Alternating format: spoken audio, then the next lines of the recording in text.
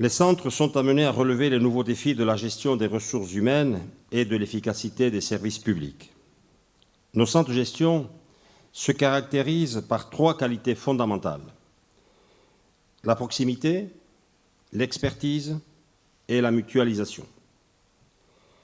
La spécialisation des centres de gestion leur a permis d'acquérir depuis plus de 30 ans une expertise et une connaissance des collectivités unique et reconnue. Les centres de gestion font partie ainsi à la fois les centres de gestion font ainsi preuve à la fois d'une connaissance fine de la réglementation et d'un savoir-faire indiscutable.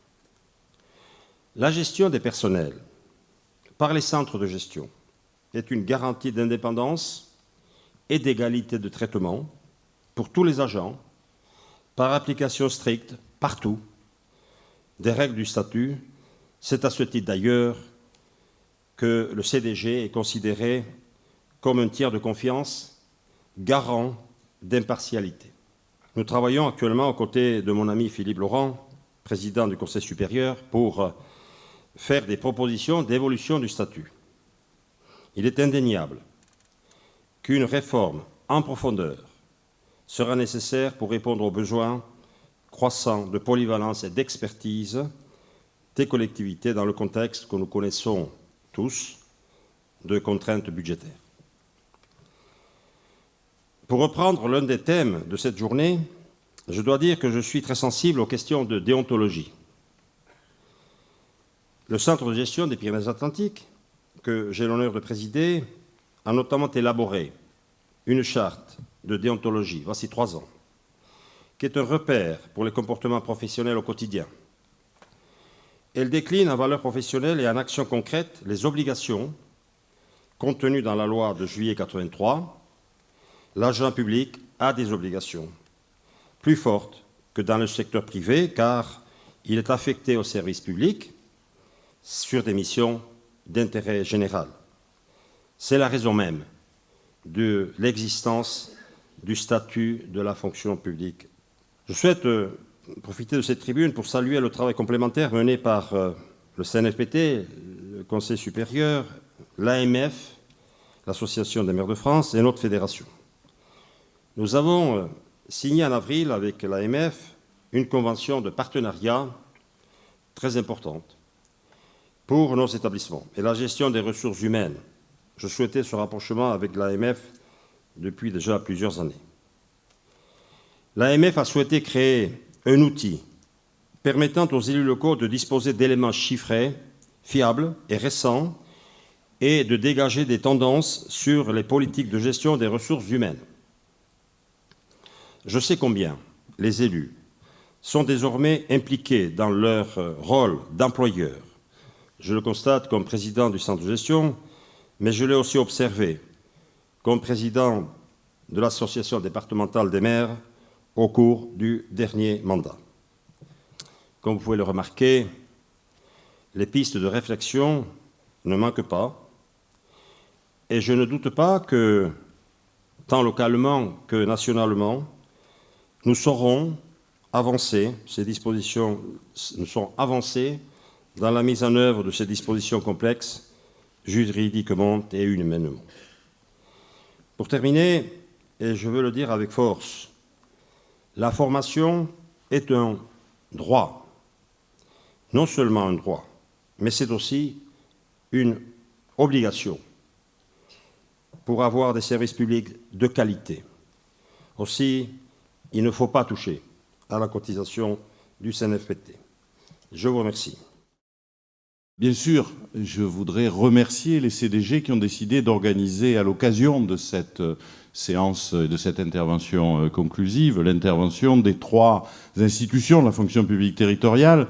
Alors je vais commencer par celui qui est absent, mais remarquablement bien représenté par Françoise, Philippe Laurent, président du Conseil Sud, bien sûr, Michel et moi-même. 3 institutions qui participent de manière permanente, quotidienne, à la définition, à l'élaboration, aux évolutions qui sont dans le thème majeur de votre journée, être fonctionnaire au XXIe siècle. Alors, Je ne reprendrai aucun des sujets que vous avez abordés aujourd'hui, parce que vous avez toute la journée participé à ces débats, mais je voulais profiter de notre présence conjointe pour dire quelques mots à cette tribune sur cette symbolique de la présence des 3 grandes institutions de la fonction publique territoriale en cet instant, qui n'est pas non plus un instant complètement au hasard, puisque nous sommes dans le cadre du vote de la loi de finances, qui est la loi sur la déontologie, qu'il y a un certain nombre de réformes territoriales qui se mettront en œuvre prochainement, et donc nous sommes à un moment donné qu'on pourrait appeler, suivant qu'on est optimiste d'évolution, de changement, ou d'instabilité, si on est relativement équilibré dans le jugement, ou de difficulté, si on est plus négatif. Et donc, cette idée que ces 3 institutions se retrouvent aujourd'hui, cette idée de coopération entre ces 3 institutions, coopération qui maintenant commence à avoir une certaine durée, me paraît extrêmement importante. Coopération entre les centres de gestion, localement, dans nos régions, nos délégations, et la fédération au niveau national, et puis coopération avec le Conseil Sup, puisque nous travaillons très régulièrement ensemble. Cette collaboration, elle est, 1 ou 2 exemples, particulièrement importante lorsqu'on parle des petites collectivités, parce que il y a là une difficulté particulière. Si je regarde la mission du CNFPT, celle de la formation, il y a une difficulté particulière à mettre en place un certain nombre de formations, un double défi d'une certaine façon pour nous et pour ces collectivités.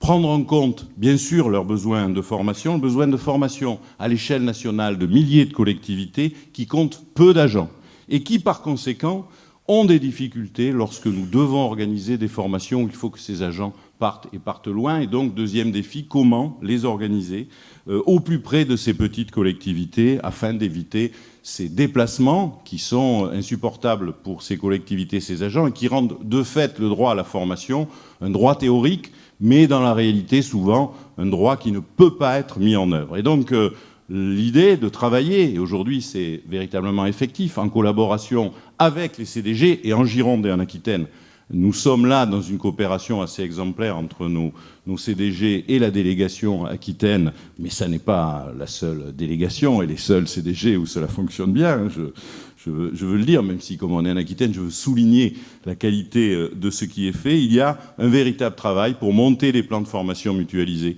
pour monter des opérations de coopération. Et cela, nous, CNFPT, nous ne pouvons pas le faire si nous ne travaillons pas avec ceux qui connaissent le mieux les petites collectivités, c'est-à-dire les CDG. C'est tout le sens de cet échange.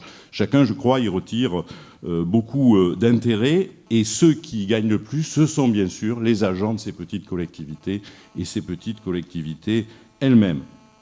Nous avons beaucoup travaillé là-dessus. Un autre exemple qui montre combien cette coopération est importante, c'est tout le travail qui a été fait en direction des demandeurs d'emploi, en particulier sur le métier des secrétaires de mairie, puisque là, nous avons fait un travail assez considérable les uns et les autres, puisque ce partenariat permet à des demandeurs d'emploi de suivre un certain nombre de formations et d'intégrer ensuite les services de remplacement des CDG lorsqu'une petite collectivité a besoin d'un secrétaire de mairie. Donc là, on est dans un processus mis en place ensemble et qui permet de répondre à la fois à la problématique majeure qui est la problématique des demandeurs d'emploi, mais aussi la recherche d'un certain nombre de professionnels formés sur des métiers où il n'est pas toujours simple de recruter lorsqu'on est dans l'exécutif d'une petite collectivité. Je voulais aussi saluer le fait que ces 3 institutions de la fonction publique territoriale soient présentes en même temps pour clôturer cette journée. Ça vient effectivement de la spécificité de la fonction publique territoriale qui a amené à cette architecture de nos gouvernances et qui forme ce qu'on a l'habitude de dire un trépied en ce qui concerne effectivement la formation, la gestion, le dialogue social, la consultation. Et il est important que nous coopérions ensemble et que ce travail commun, à la fois quelquefois mutualisé, eh bien, permette d'aboutir à des avancées pour améliorer le statut de la fonction publique territoriale et de la fonction publique dans son ensemble, puisqu'il y a les trois versants et qu'on fait partie aussi de cette unité de la fonction publique. Vous avez entendu cet après-midi, pour conclure ces remarquables travaux, ce que peut être la fonction publique lorsqu'elle sait se rassembler sur des valeurs dont nous savons pertinemment qu'elles n'ont qu'un intérêt et un seul, la défense du service public. Les acteurs de cette défense du service public ont été nombreusement parmi vous, puisque dans la salle, il y a à la fois des élus, des cadres et des représentants des organisations syndicales, car sachez que le combat des élus et celui des agents des collectivités territoriales est le même. Nous n'avons qu'une seule démarche, une seule volonté, c'est que le service public soit servi, bien servi, et que surtout, il soit dans l'ordre de marche qui a été fixé par les trois intervenants que vous venez d'entendre, dans une unité complète d'action, sans mépriser ni oublier quoi que ce soit qui sert à nos intérêts, à savoir la formation et la gestion de ceux qui sont le plus souvent parfois oubliés, à savoir dans les petites collectivités territoriales, les élus qui ne savent pas à qui s'adresser et qui ont bien des difficultés à gérer leur petite collectivité, mais également les fonctionnaires territoriaux. Et je crois que chacun en a pris conscience cet après-midi.